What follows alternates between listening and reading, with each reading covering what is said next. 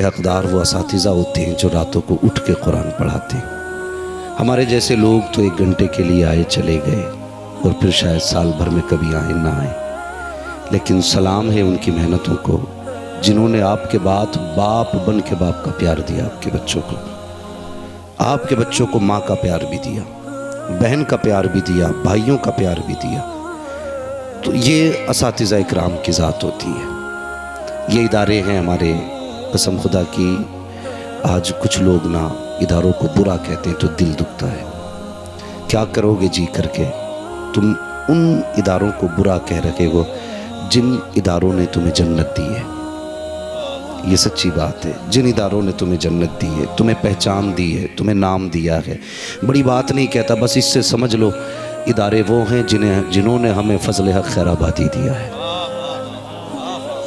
جنہوں نے ہمیں فضل حق خیر آبادی دیا۔ آج بھی غلامی کی زنجیریں ہوتی اگر اداروں نے فضل حق خیر آبادی نہ دیے ہوتے تو۔ ہاں، علامہ کافی جیسا فرزند ہمیں مدرسوں نے دیا ہے، آج ہم ان اداروں کو برا کہتے ہیں۔ بھائی زبان کو لگام دیا کرو، اگر آپ اداروں کو کچھ دے نہیں سکتے تو کم سے کم گالی بھی نہ دیا کرو۔ ورنہ دعوے کے ساتھ کہتا ہوں اگر یہ ادارے نہ ہونا تو کوئی تیرے کان میں اذان پڑھنے والا بھی نہیں ہوگا، تیرے مرنے کے بعد تیری میت پہ کوئی نماز پڑھانے والا بھی نہیں ہوگا۔ آج جو فخر سے کھڑے ہو کے کہتے ہو نا ان ملاؤں سے ہم بہتر ہیں، زبان کو لگام دے۔ یہ مدرسے ہماری ایجاد نہیں، یہ محمد عربی کی ایجاد ہے۔ ہاں، قاری عبدالجبار، علامہ اخلاق جیسے لوگ تو بعد میں اس میں آئے ہیں، ابو بکر جیسا پہلے آیا ہے، عمر جیسا شاگرد پہلے حضور کی چوکھٹ پہ آیا، عثمان جیسا طالب علم کوئی دیکھا ہو تو بتاؤ، علی جیسا کوئی قرآن پڑھنے والا ہو تو بتاؤ۔ بڑی آسانی سے گالیاں دے دیتے، کتنی آسانی سے برا کہہ دیتے ہو۔ اللہ اکبر، یہ ادارے ہیں، ان کی عزت کیا کرو، ان کی قدر کیا کرو۔ اور ہماری قوم کا عجب معاملہ ہے، بیٹا حافظ بھی ہو جائے نا تو پھر بھی کہتے ہیں للہ ادھر آ، بھئی تو باپ ہے، ٹھیک ہے مان لیا تو باپ ہے، تجھے اتنا ہی کافی ہے کہ تو باپ ہے، لیکن جسے للہ کہہ رہا ہے نا اس کے سینے میں قرآن ہے، قرآن ہے اس کے سینے میں۔ عزت کر، احترام کر۔ آج 3 بیٹے قرآن کے حافظ بنے ہیں، اللہ کرے اس ادارے سے آنے والے دور میں 30 بچے قرآن کے حافظ بن کے نکلیں، قرآن کے حافظ بن کے نکلیں۔ بڑی تنگ نظری ہے ہماری قوم میں حضرت، بڑی تنگ نظری ہے۔ دوسروں کو کب تک الزام دو گے؟ دل کے پھپولے جل اٹھے سینے کے داغ سے، اس گھر کو آگ لگ گئی گھر کے چراغ سے۔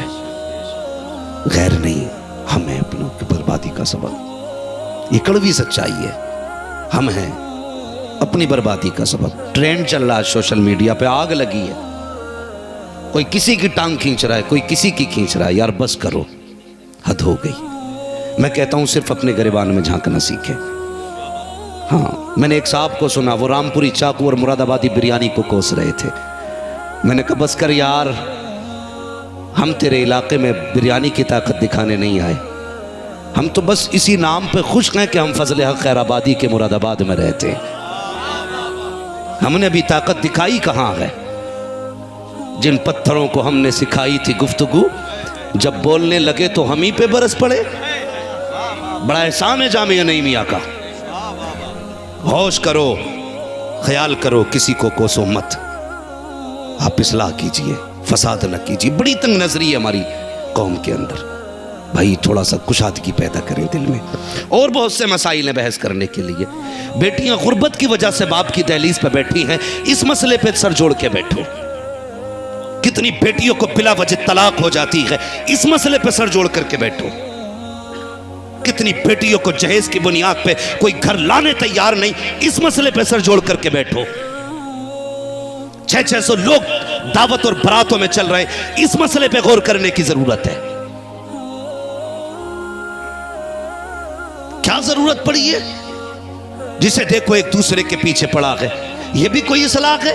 میرے نبی بھی اصلاح کرتے تھے، حضور سے بڑا مسئلہ کوئی نہیں ہے۔ ہاں، حضور سے بڑا مسئلہ کوئی نہیں ہے، لیکن میرے حضور نے کسی کو برسر راہ ذلیل نہیں کیا، محفل میں کسی کو رسوا نہیں کیا۔ اس محبوب کی اصلاح کا انداز دیکھو، اگر کسی میں کمی ہوتی تھی میرے نبی فرمایا کرتے تھے شاید لوگوں کو یہ نہیں پتا ہے اس وضو کا طریقہ کیا ہے، غسل کا طریقہ کیا ہے، کسی کے ہاتھ یہاں سوکھ جاتے ہیں، کسی کے پیر یہاں تک سوکھے رہتے ہیں، اس طرح سے اصلاح فرماتے تھے، اصلاح بھی ہو جاتی تھی، دل بھی نہیں ٹوٹا کرتے تھے۔ اور یہ آج ہم ہیں، اصلاح بھی کرتے ہیں، ذلیل بھی کرتے ہیں۔ آج تجھے لکھنے کی پاور آ گئی تو تجھے ڈر نہیں ہے، بولنا آ گیا تو تجھے حیا نہیں ہے، آج تجھے پاور مل گئی تو شرم نہیں ہے۔ یاد رکھ ایک دن وہ بھی آئے گا تو اس کی بارگاہ میں کھڑا ہوگا جس کے آگے بولنے کی طاقت تیری اوقات تو کیا ہے جبریل کو نہیں ہوگی، تب کیا بولے گا؟ او خدا کے واسطے تم زمین والے پہ رحم کرو، خدا تمہارے اوپر رحم کی بارشیں فرمائے گا۔ ہاں دل کے پھپولے جل اٹھے سینے کے داغ سے، اس گھر کو آگ لگ گئی گھر کے چراغ سے۔ بدلو اپنے آپ کو، آج ضرورت ہے قرآن عام کرو۔ غلط نہیں کہہ رہا ہوں، یہ جو اتنے لمبی لمبی لفاظی کر رہے ہیں نا آج، ٹانگ کھینچنے والے کھڑا کرو، قسم خدا کی سورہ فاتحہ نہیں پڑھ سکتے ڈھنگ سے۔ کیا کہنے مفتی صاحب، زندہ باد۔ ہم نے قرآن کو پسے پشت ڈالا، ہماری کمی رہی۔ کتنے لوگ ایسے ہیں جنہیں قرآن نہیں آتا، اور دنیا کا کون سا لقب ہے جو ان کے نام کے ساتھ جڑا نہیں ہے۔ مگر یاد رکھنا پیارے، کلیجہ کبھی لقب سے ٹھنڈا نہیں ہوتا، کلیجہ تب ٹھنڈا ہوتا ہے جب ماں باپ بیٹا کہہ کے آواز دیتے، اس وقت ٹھنڈا ہوتا ہے جب ماں باپ بیٹا کہہ کے آواز دیتے۔ بھائی بس کرو یار، حد ہو گئی، آؤ یہ عہد کریں، یہی ہے آرزو تعلیم قرآن عام ہو جائے، ہر ایک پرچم سے اونچا پرچم اسلام ہو جائے۔ عام کرو قرآن کو، بچے بچے کو قرآن پڑھایا جائے، ایک ایک فرد کو قرآن سکھایا جائے۔ ہاں مسجدوں میں رکھ کے قرآن پہ گرد چڑھ گئی، آج کوئی جھاڑنے والا نہیں۔ دن میں 6 مرتبہ موبائل چیک کرتے ہو، 6 مرتبہ 60 مرتبہ، کس کا کیا میسج آیا ہے، لیکن کبھی یہ نہیں سوچا کسی نے کہ ہمیں قرآن بھی آواز دیتا ہوگا، وہ بھی کہتا ہوگا مجھے کھول، مجھے پڑھ، میں تیرے لیے ہوں، میں تیرے لیے ہوں۔ کب قرآن یاد آتا ہے؟ جب اماں پہ بھوت آئے تب قرآن یاد آیا، جب بیوی نے بال کھول کے دوڑے ڈالے تب قرآن یاد آیا، جب چکر لگنے لگے گھر کے اندر تب قرآن یاد آیا، بہت بڑے آگے تو کب جب باپ مرا تب قرآن یاد آیا، جب گھر سے جنازہ اٹھا تب قرآن والے یاد آئے۔ یہ کبھی یاد نہیں آئے تمہیں؟ ولیموں میں قرآن والے یاد نہیں آئے، شادیوں میں قرآن والے یاد نہیں آئے، بیٹے کے عقیقے پہ قرآن والے یاد نہیں آئے؟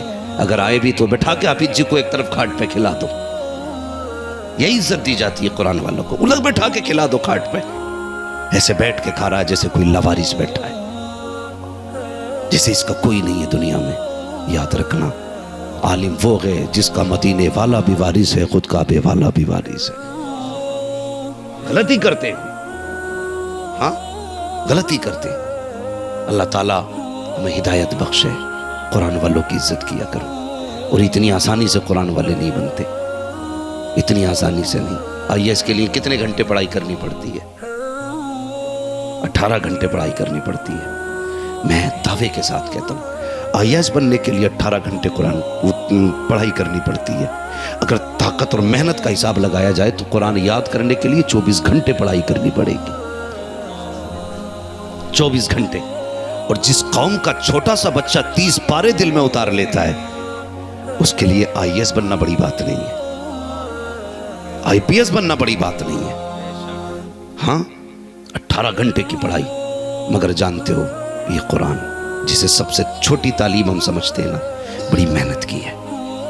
پوچھو نا قاری صاحب سے، علامہ صاحب سے پوچھو، آپ کون ایسا جو اپنے بیٹے سے پیار نہیں